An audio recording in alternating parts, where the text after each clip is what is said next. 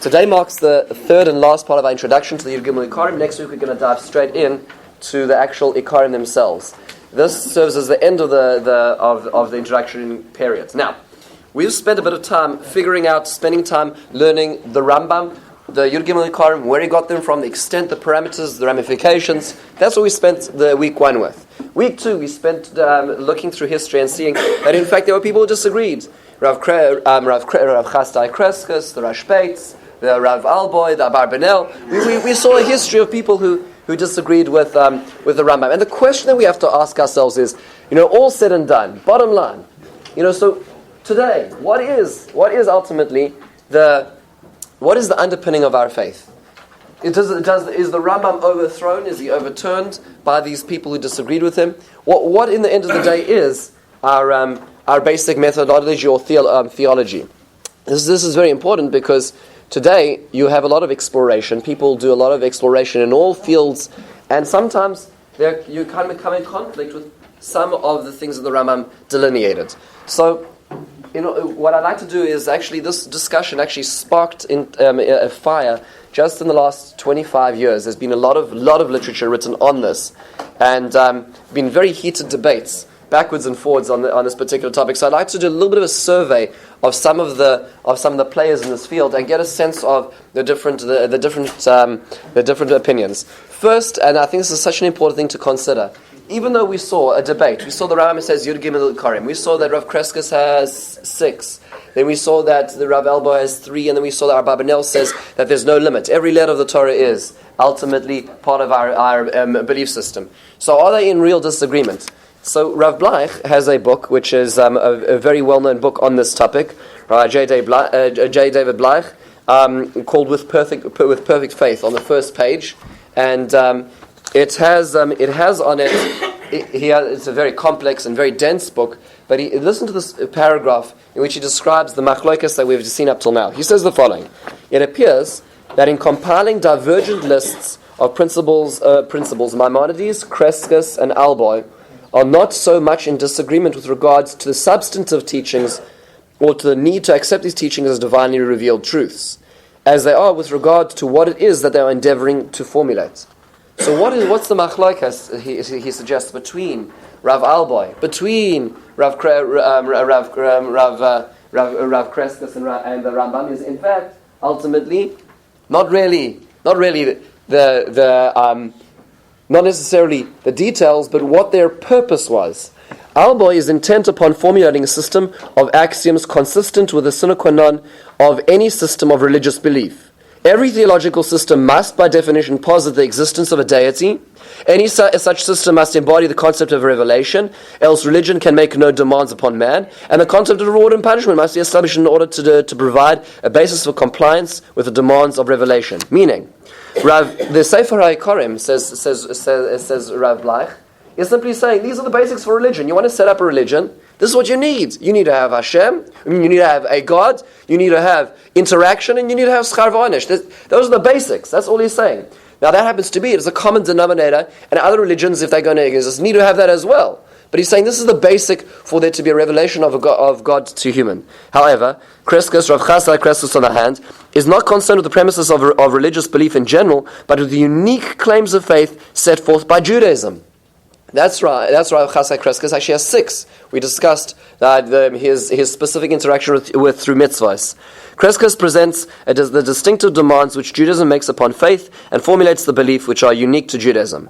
Finally, Maimonides, depending on which explanation is accepted, either presents the particular beliefs which require bolstering, that's and reinforcement, that's the Barbanel, or enumerates the minimum content of theological knowledge necessary for the development of the acquired intellect, which in turn makes possible the reality of immortality. Okay, that's another way of reading what the Rambam is trying to do. But what's so sharp about what Rav Bleich is just saying is that there's not a machlokas over here. Really, there's actually a discussion about they're aiming at different goals. The Sefer HaIkarim is just saying is what's the basic of a religion. The Rambam is not necessarily saying that. The Rambam is saying what is necessary in the communion between HaKadosh Baruch Hu and Bnei Yisrael, and that's the basics of our unique system. and therefore they come up with different or perhaps varied answers. This is just an important point to remember when reading all the machlokas, is that maybe they're not necessarily disagreeing in terms of what the belief system was, or maybe they're actually aiming at different things. The reason why this becomes relevant is the following. A number of years ago, Rabbi Dr. Norman Lamb, the then president of Yeshiva University for many years, decided that there were not enough people in the world who had an appreciation of what Torah Umada was. Right? That's the slogan of Yeshiva University: Torah Umada, Torah and science or research. And he felt that it was necessary. To tell the community, to tell the modern Orthodox community under Yeshiva University the significance of what Torah Umada actually means. So he started what's called the Torah Umada Journal, and the Torah Umada Journal was a forum in which people could explore, or the teachers could explore and investigate the parameters of Torah Umada and the significance of it in this unique in the world that we live in. Now, this is important because. This is particularly unique because, just to remember, people say, Torah Umada, a new thing. Happens to be that Jews are not really enfranchised to be part of the university system, except really in the last century or two. Meaning, Jews really didn't have access to real tertiary education up till pretty recently in Jewish history. So when that happened, there's been a lot of tumultuous discussion as to our role. A Jew's role in the world when it comes to education and professions and educated professions. So within this role, Yeshiva University plays a significant role. And he in this first journal of Torah Umada, Rav Yehuda Parnas, who was then a Rosh Yeshiva at Yeshiva University, set forth an article which was very interesting. In this article, he is concerned with the following, and that is the parameters or the limitations of research. Because you see, in academic research, one of the axioms is that there's unfettered ability to be able to explore. Meaning you need to be able to explore everything and filter and distill all the facts till you get to what becomes the truth. The problem is that in Judaism, that has a particular danger, is that when you start just exploring out there, and doing everything and reading everything, sometimes you'll come across things which are not part of the gamut of our belief system. You might actually be affected in a negative way by that exposure. That's the concern. So how do the two live together? We believe on the one hand that when we learn the sciences, we learn literature, when we learn all the expressions, whether man-made or God-made beauty in the world, whether science, whether macro, micro, whether human-made beauty or poetry, there's an incredible amount that we can understand about Hashem through that. Right? And the people who really, really embody that. At the same time, is when you go too far, then you actually slip off the edge. So how do you deal with that? So it's a very short article. He quotes the following Rambam. This is a Rambam in Hilchos Avodah Zarah. This is this is just something worthwhile to really think about sometimes. This particular Rambam. He says the following. He says, Halacha Beis, Svarim Rabim Chibru Ovdei Kochavim Ba'avoidasa Heach Ikar Avoidasa Ma Ma'asel U'Mishpatel. So there happens to be that the Rambam says that there are many books of Avodah Zarah. You don't have to go too far to know that in fact there are many books of Avodah Zarah. V'tzivona HaKadosh Baruch Hu shelo likros ba'oson hasvarim that Hashem has commanded us not to read those books klal. Interesting. Not at all. You can never read any of those books. V'lo naharer ba v'lo bedavar midvareh. Don't speak about it, don't learn it.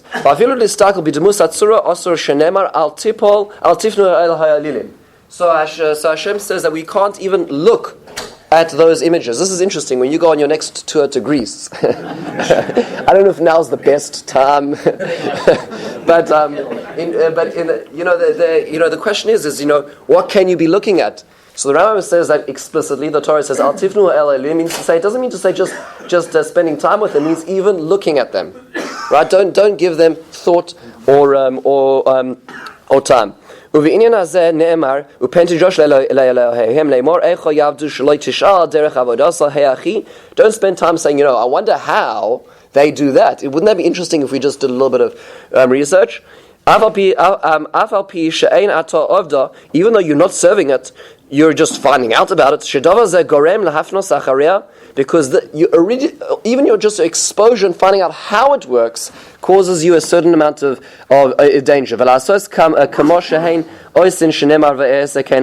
Torah tells us that that's what's going to happen.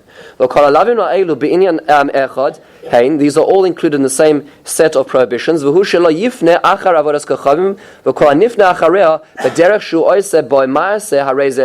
person who turns after it in a way that there's actually an action receives lashes. This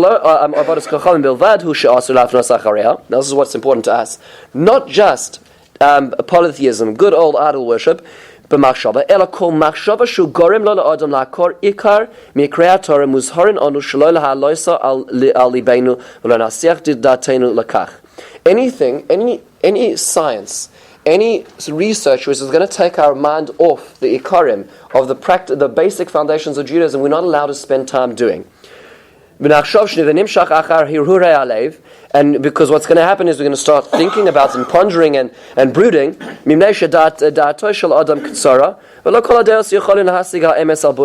Happens to be, we are limited creatures, human beings, have a limited capacity to be able to understand and think about things on the whole, on average. And if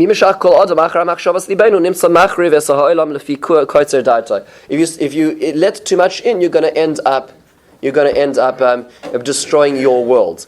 You're going to spend, sometimes you're going to be saying, well, that's so interesting about such and such a God, and then you're going to spend a little more time thinking, well, Hashem is all powerful, and you say, well, is he all powerful? Because what about the pantheon? And then you start thinking about all kinds of things. It's interesting over here that the Rambam is including not just Avodah Zarah, but any thought process which is going to lead you to perhaps maybe to perhaps real deal. We'll call it diversion from the game plan. Now, with a blindfold on, basically. So this is interesting because. So why is this interesting? Let's just backtrack for a second. Why is this interesting that it's him who's saying this? Because this is the Rambam, right? After all, the Rambam was an Aristotelian, right? Meaning, if you read Moreh Nevuchim, right? For a large one, he disagrees with Aristotle in many cases, but the Rambam is very, very well versed in Greek philosophy, right? Today, as many of our researchers in the room will know, that thank you. That actually the Rambam is read as a philosophical work. Right, meaning not just by Jews. The Rambam is a philosophical work which is empirical philosophy, based on the particular era. Now, so the Rambam himself is saying there's a limitation to exposure. At the same time, he himself was very exposed. So Rav Parnas deals with that in his article, and he says the Rambam was only there's a limitation, or there's a dispensation rather, that you're allowed to do it lahavin or laharos. In other words, if you're going to teach, or if you're going to know in order to be able to teach what yes and what not, then you're able to. Meaning, if this is not about just exploration for the sake of exploration, but really, you know what you're getting at, you know where the end goal is, but you need to actually invest time and effort in order to be able to understand something you're allowed to do. That's what the Rav Parnas says, and this is the closing line of his article in source 3, on page 2. Based on all the above, Torah matter can only be viable if it imposes strict limits on the freedom of inquiry in areas that may undermine the Yud Gimel Ikrei Emunah. Then Torah Matter will have the opportunity to represent itself as an authentic and historical tradition in Jewish thought. So what does Rav Parnas say ultimately? Is the harness or the reins of real Torah Matter or investigation in any realm of secular study is ultimately, the parameters are the Yud Gimel Ikarim. So what he's saying is that the Rambam reigns supreme. That's what essentially he's saying. Now that is raised a lot of this article itself raised a lot of furor. There was a lot of controversy around this particular article. So in a later Torah Matter journal, there was an article written by a person by the name of Mark Shapiro, Dr. Mark Shapiro. He says the following. So Dr. Shapiro writes an article, and what happens is that there's a lot of backwards and forwards, and he actually turns this article into a book. By the way, this is not just an article. It's like a 56-page, or one of these 56 pages with a third of that being footnotes. It's a very serious article in response to this. Now, notice, by the way, Parnas' article was all of 4.5 pages, just out of interest. He was just setting out a very simple parameter based on the Rambam. And so what essentially he argues, and what his whole argument is that he goes through one by one and he shows that the Rambam ultimately was not accepted historically. So look, this is just an example of, this is his introduction of what he's trying to achieve. He says in source 4, having made these preliminary remarks, I left out the preliminary remarks of 3 pages, we may proceed to analyze Rav Parnas' point that heresy is defined by rejection of any one of Maimonides' 13 principles. Presumably, Rav Parnas did not mean to say that only the 13 principles and nothing else are the determinants as to what constitutes heresy, for it is undeniable that no rabbinic figure has ever believed this. Right? I mean, there are other things which can knock you out of the system. Right? That's clear. I say this for the simple reason that Maimonides' 13 principles are not all-inclusive. So number one, there are other things you can do to get off the train. Right? There are other things you can do and you're out of the fold. Thus, they do not include the idea that Jews are God's chosen people. In addition, there are a number of dogmas which the Maimonides discusses in other places but excludes from his 13 principles. For example, there's no mention in the principles about the existence of only one God or free will, despite their overriding importance in Maimonides' thought. All this lends to the credence to Arthur Hyman's point, already anticipated in part by Abarbanel. Abravanel is one of the academic ways of reading Abarbanel. There's a dispute as to how to pronounce his name. That the 13 principles were never intended to comprise in their totality the most important aspects of Judaism, rather are merely formulated to correspond with the structure of the Mishnah in Tractate Sanhedrin, upon which Maimonides was commenting. So he's saying the Rambam is really essentially limited. It's not including everything. There are other things the Rambam himself believes are very important, he doesn't put in there. So that diminishes the significance of them. And in his conclusion of the article, then where those ellipses are where he goes one by one by one. And by the way, most of them he actually agrees with. There's certain ones that he really puts a lot of effort into. So, like for instance, the fact that Rambam says that Hashem is the only person we can dive into, that we can't pray to an intermediary. So he spends pages showing that there are intermediaries throughout history that we Shalom Aleichem. We're gonna deal with that when we get there. And then he's talking about every letter of the Torah is from Hashem.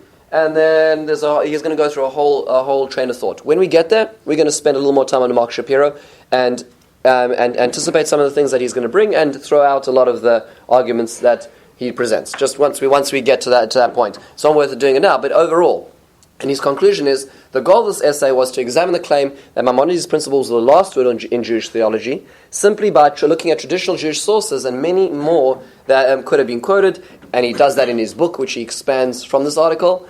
It has been shown clearly that both before Maimonides' time and after, many of the views were not being regarded as authoritative. The fact that Maimonides placed the stamp of apostasy on anybody who disagreed with his principles did not frighten numerous Rishonim and Achronim away from the search for truth. The lessons for moderns is clear. So what he essentially is saying is, to Rabbi Parnas, in his response, is that, it may be that the Rambam's guidelines, or we'll call it parameters, are not the end result or end word as to exposure and education. Interestingly enough, he doesn't say what they are.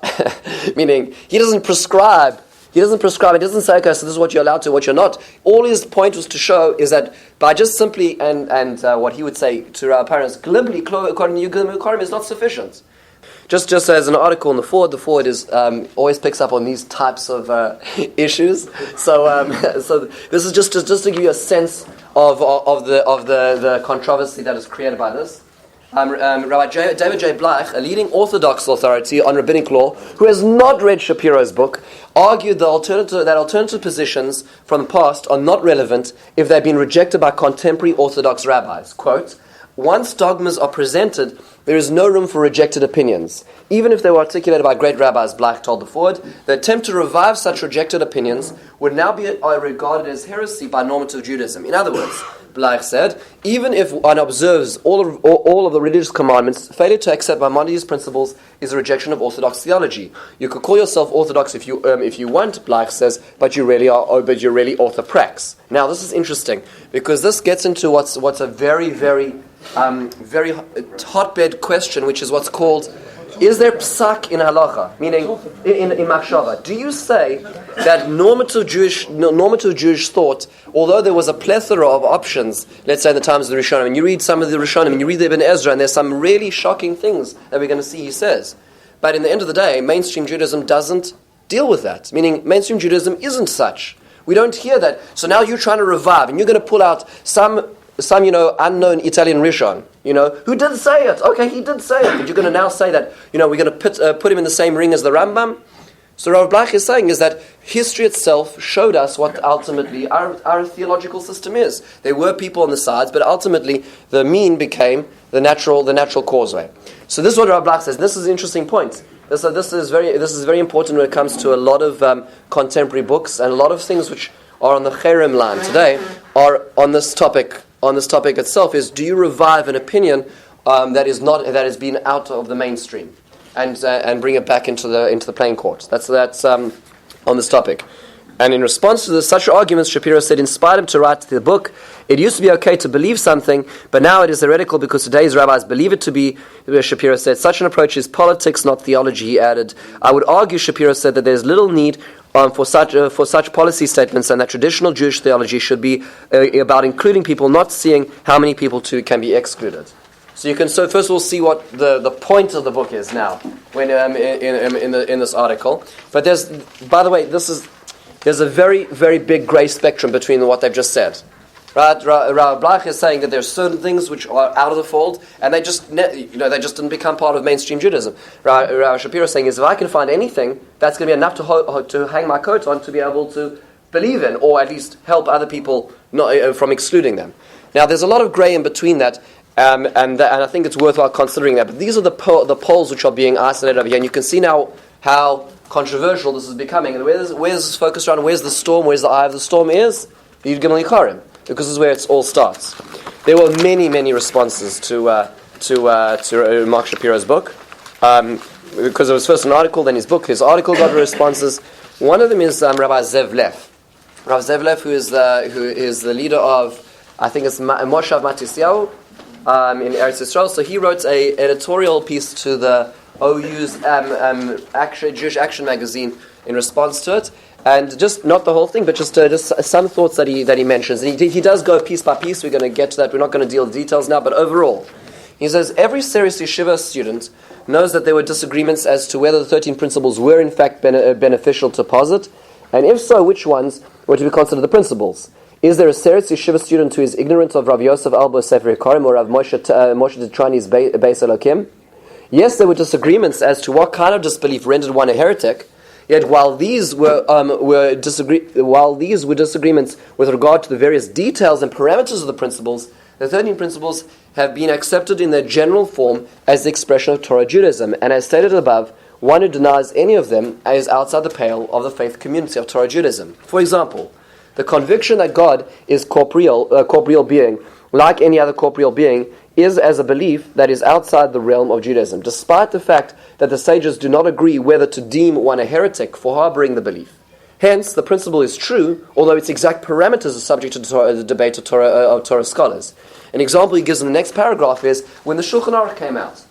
So what happens is Rav Yosef Karo, who up till then had been commenting on the Arba Turim of Rabbeinu Yaakov, who wrote the Turim, he wrote first. Rav Yosef Karo wrote a pirush called the Beis Yosef on the side of it, and then he turned that, instead of being a list or enumerating a number of opinions, he actually decided. In most cases, he decided which opinion to adopt. So it happens to be that there was much disagreement. All you need to do is open the pages of Shulchan Aruch, and you'll read there's a Shach, and there's a Taz, and there's a Magen Avram, and there's a Sma, and there's a Levush, and there's a Pischei Tshuva, and there's a Gra. There's no end to the people, the Pri Chodosh. You can keep reading, and as people disagree, but in the end of the day, are they rejecting the Shulchan Aruch? No, they accept the Shulchan Aruch as an enterprise. They accept the Shulchan Aruch and the premise that there needs to be halacha. On details, they're disagreeing. On the specific points here and there. So he says the same thing with the Rambam. When the Rambam laid down the Yud Gimel Yikarim, it may be true that there are people who are arguing, and there's many little details to fine tune. But the notion that the Yud Gimel Yikarim, the notion that there is a belief system that we need to be within, that wasn't rejected whatsoever. This is just a very important point. You see, you can look at disagreements as therefore you throw out the baby in the bathwater, or you can say no, we are just fine tuning. And that's what Rav Zev is saying is over here, is what we're doing is we're fine tuning. That's the one argument, and I think this is just an important point to bear in mind when considering this. I think this is a very cogent argument. Let's go a little further. happens to be there's another problem that in Mark Shapiro's research, which is a more of a sociology issue, and this is pointed out by Rabbi Yitzhak Blau, who wrote a response also to Mark Shapiro. As you can see, by the way, this is a very hotbed topic. Literally, there was a particular period in time where there were articles going backwards and forwards in every forum on this particular topic. So Rabbi Yitzhak Blau says the following, and this is just a very sharp insight. He says on the last page, this is in source. It actually doesn't have a source apparently. It's on the bottom of page 4. Here's the article. It's called "Flexibility with a Firm Foundation on Maintaining Jewish Dogma." This is a review of the book. On the book's last page, Shapiro writes of the book's significance in the context of reigning trends in orthodoxy. Together with the turn to the right in orthodoxy, which has led to an increasing stringency in many areas of halacha, and ever-increasing dogmatism in matters in regards to belief is also apparent. Shapiro apparently sees this volume as an important resource against this dogmatism, and indeed it is. Now this part, I think, these next few lines, I think we can resonate very much with. And you can just see the point that why we do agree with certain aspects of the argument of the book. If Rabbi Yosef B. Soloveitchik can be accused of heresy for writing that secular Zionists acquired the land of Israel through the building of an altar of factories, a homiletic expression for their dedication, and if Rav Kook can be termed as a well-known heretic, as people did, then the misuse of the term heresy has gotten out of hand. More recent misuse of the term heresy includes attacks on the Revadim approach to the Gemara learning and the banning of books that portray the human dimension of biblical heroes. Yahadut can accommodate a good deal of diverse opinion and even sharp debate without anyone being branded a kofar. So I think we can relate to that. So what Rav Blau is saying is such a good point, is that you have to be very careful. Today what happens is that the scope becomes so narrowed and people think they have such a trademark on what is, we'll call it the Yud Gimel Ikarim, that anything which is felt within that particular community is dangerous, outside of that thin spotlight, is deemed heresy. And we feel that, meaning from our community, we feel when people, leaders in our community, have been called kofrim. Why? Because the narrow view of this. So that's on the one hand. However, let's push it in the other direction. And then, by the way, this paragraph was all championing the book. Therefore, it's important to have a book which says that just be careful, not everybody agrees to the Rambam. Right? You need to have a book. However, here's the however. However, Shapiro makes no reference to the danger found on the opposing point of Orthodox spectrum. Under the influence of modern relativism and epistemological skeptics, many contemporary writers attempt to deny the significance of dogmas in Judaism altogether. Tamaras argues that Rav Kook views Jewish beliefs as having only instrumental value and not as cognitive truths. She argues for a position in which we view Buddhism, Christianity, and Islam as equal manifestations of the same truth as Judaism. Menachem Keller, we get there in a moment, published a book arguing that beliefs are not the basis for deciding who is part of the religious community. In a more Quixotic venture, Aryeh Botwinick tries to identify Rambam's negative theology with postmodern skepticism. Gili Zivan explores the postmodern implications of contemporary Jewish theologians who despair of the notion of objective truth. David Singer compares David Berger to, I don't know how to pronounce that, I'm sorry. Thank you. For arguing that the idea of a Messiah having a second coming is in order to fulfill the messianic prophecies is beyond the pale. So this is like a whole string of people who stepped too far. While it is difficult to estimate the influence of these writers, I think it is fair to say that the liberal edge of orthodoxy is tempted by this position. Self-referential usage of the term halachic in the place of orthodox may reflect this ideology, meaning, as long as we're practicing the right way, it's fine. Our belief system can explore further. That's what they're saying with that. No doubt, adherents of the orthodox approach will be quick to utilize Shapiro's work as a support. Had Shapiro also kept this second extreme in mind and taken steps to be more forcefully combat it, he would have written a better book. Do you see what he's saying? That's a very important point on a sociological level. Is you've got to be careful. You've got to be careful when you start closing things down and saying anybody outside is a kofar on the one hand. On the other hand, when you just open the doors and say, well, everything is up to dispute, then what happens is you get a lot of people on the very liberal edge who will say, well, you know what? In the end of the day, Judeo-Christian values, they're all the same. And that's not really true, right? Judaism is not Christianity plus minus a few family members. There's a lot of other things that are going on that are actually quite different between the religions. So this is a very interesting perspective on perhaps the lackings of that book. Now, where this is actually more famously known is if you go a little further back, which got a little less mainstream attention, was a book written by Dr. Steve Kellner, but his name is Menachem in Hebrew. But it's not our well-beloved Dr. Steve Kellner. This doctor is not a doctor in the medical field. He is a professor in a university, and he wrote a number of books on dogma, a number of scholarly articles. In fact, it is thanks to him that we have the translation of Abarbanel's Rosh Hashanah. Remember last week we spent a bit of time quoting the 24-chapter book Rosh Hashanah of Abarbanel, who supports the Rambam in 22 of the Prakim and then argues in the last two Prakim. He translates that. So this is his thing, and he writes a number of books on Jewish dogma, and he has a book called Must a Jew Believe Anything? Great title, right? Anyway, so in this book, it's suffice to say he has a lot to say. He really has, and it would be unfair to summarize in a few minutes what he says. But just in his own words, in the introduction to the book on the top of page 6, he says in his own book, he says, "Must a Jew believe anything? If belief is a matter of trust in God expressed in obedience to the Torah, my answer to the question is that a Jew must believe everything." That's very much an approach of the Abarbanel, meaning Abarbanel's saying is don't limit it to a particular Ikarim. Everything is necessary. However, if belief is the intellectual acquiescence in carefully defined statements of dogma, the answer is that there is nothing that a Jew must believe.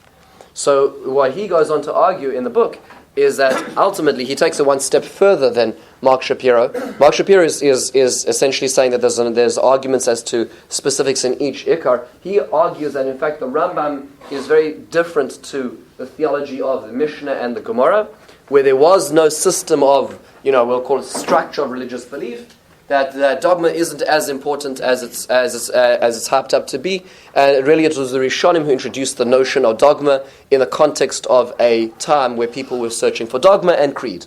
That's where he goes in that direction, and he has numerous proofs in that direction, which essentially means to say he leaves it a very open playing field. He is basically saying that there's nothing really left. You could argue with Mark Shapiro as to what's left, but he is saying that the Rambam is almost completely new and wasn't part of the theology of old in this respect.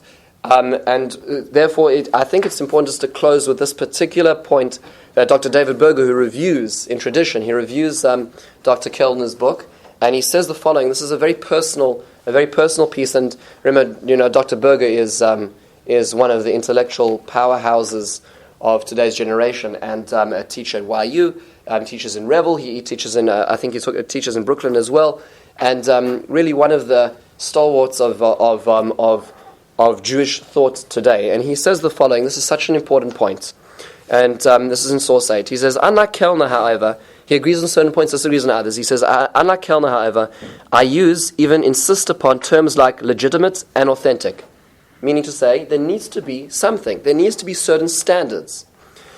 We have an obligation to maintain the boundaries of faith bequeathed us by our ancestors, and we cannot do this by describing even fundamental deviations as points on a continuum. Right? So what essentially Dr. Kellner was doing was saying, that it's just like different degrees of belief. Right? He says you can't have such a system. Let me illustrate this point in a very personal way. In my mid-teens, I experienced periods of perplexity and inner struggle while reading books of biblical criticism. While I generally resisted arguments for the documentary hypothesis with a comfortable margin of safety, there were moments of deep turmoil. This is you can imagine, a brilliant mind like him as a young man, seeing the arguments, and when you do see these arguments, they're very scary arguments that people have spent years pointing out that there are multiple biblical authors and different styles. When you start seeing these type of things and you don't have anybody protecting you or guiding you, it's a very scary thing. He says, I have a vivid recollection of standing at an outdoor Kabbalah Shabbos in camp, overwhelmed with doubts and hoping that God would give me the strength to remain an Orthodox Jew. What saved me was a combination of two factors: works that provided reasoned arguments in favor of traditional belief, and the knowledge that to embrace the position that the Torah consists of discrete, often contradictory documents, which is the documentary hypothesis, was to embrace not merely error, but apikursut. If I had been told by a credible authority that there is nothing a Jew must really believe, and that the only danger was that I would move to a different point on the continuum, I'm afraid to face the question of what might have happened. That's such a sharp point. Meaning, if and educationally, to our children, to our students, if we're going to say that, it's all relativism, and which is a very inclusive kind of approach, and helps when it comes to people who are already further along the spectrum, we say, look, you know what, you're not out. But then the people who are still learning, so what stops you saying, well, I don't have to be here, I can just move further along that continuum? Very, very strong educational point. Therefore, he concludes, finally, an unanticipated consequence of the refusal to draw red lines may well be the fostering of intolerance within orthodoxy itself. Interesting point. Since every orthodoxy, indeed every coherent movement, must have boundaries, setting them in a reasonable place encourages respect for differences within those boundaries. Refusing to set them at all may well lead to the blurring of the central and the peripheral, the ikar and the tafel, and lead to the position that virtually all deviations delegitimate. It hardly needs to be said that this danger is very much with us.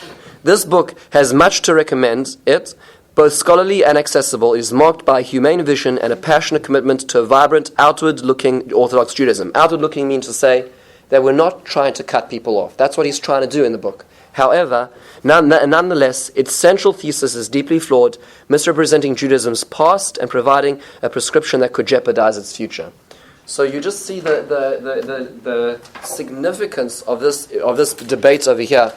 Both on the level of disagreeing on an individual level with the Ikarim, and perhaps on a more central level with the notion of dogma itself. People in general, there's a general notion that Christianity is all about dogma, and Judaism is about practice, right? In Judaism, it's about getting up for Shacharis in the morning, it's like lighting candles for Shabbos. There's a lot of things you need to do. And what Dr. Berg is pointing out is that it's true we have a lot of practice. Or Ablach is pointing out it's true we have a lot of practice, but there is a framework of theology. Is it iron cast? Are we going to use it therefore to exclude people? That's not the point. There's a lot of flexibility and there's a lot of disagreement within it. But to take down the tent and say, you know what, it's all an open playing field, is a dangerous view itself. What stands in front of us now is with these three sets of introductions to actually delve into the principles themselves.